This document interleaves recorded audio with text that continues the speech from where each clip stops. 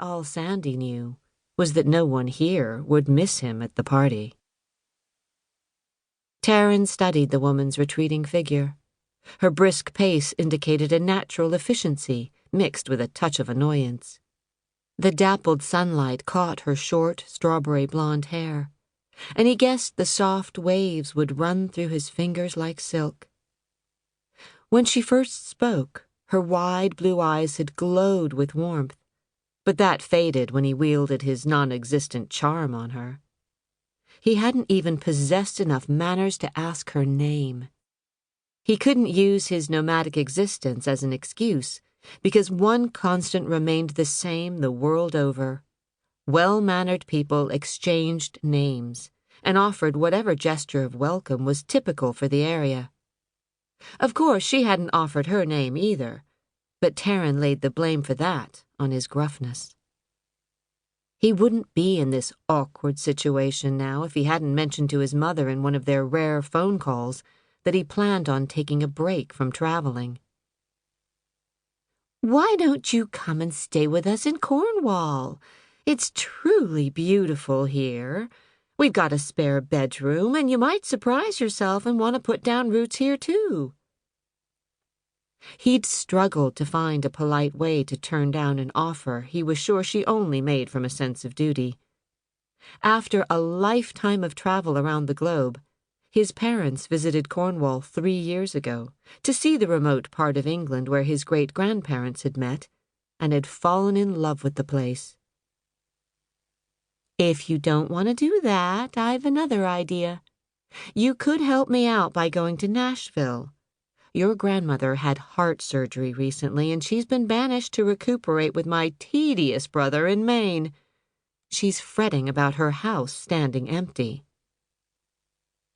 Taryn hadn't had a better alternative at the time, and combined with a rare sense of guilt where his family was concerned, he'd agreed to his mother's bizarre request. Now he was condemned to spending at least 3 months here, and possibly longer depending on how his grandmother's recovery progressed. He returned to the kitchen and tossed the unwanted invitation into the recycling bin. Being stuck in this tiny house wasn't working for him, but luckily the garages in Rendezvous Lane were at the back, so he could escape out to the car without being seen. The chance to drive his grandmother's big-assed pale blue Cadillac DeVille was one of the few perks of his new residence. The 40-year-old gas-guzzling relic, with its immaculate paintwork and gleaming chrome trim, still turned heads, although its ability to start was unpredictable. Thankfully, today it behaved first time. When he did some research on the area around Rendezvous Lane, he discovered it was developed as affordable housing for working people after the Second World War. That explained why the small, narrow wood-framed houses were all built in a similar cottage style and close together. Over the last 20 years, property prices in East Nashville had crept up, but that prosperity hadn't reached as far as Rendezvous Lane yet. Despite that most of the homes struck him as well cared for with their fresh paint and neat gardens, now full of the signs of spring. He'd spotted a few local businesses when he was out on his regular early morning runs, but none of the trendy bars and shops spreading like wildfire a few miles away.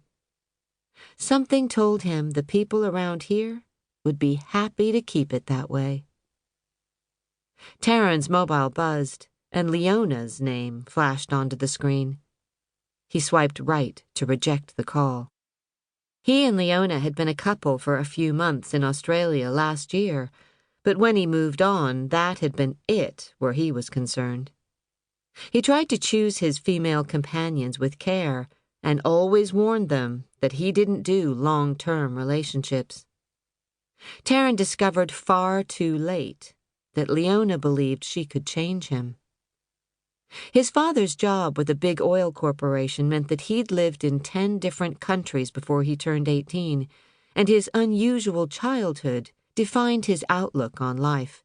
In his view, there was too much world out there to be confined to one spot, and the same applied to people.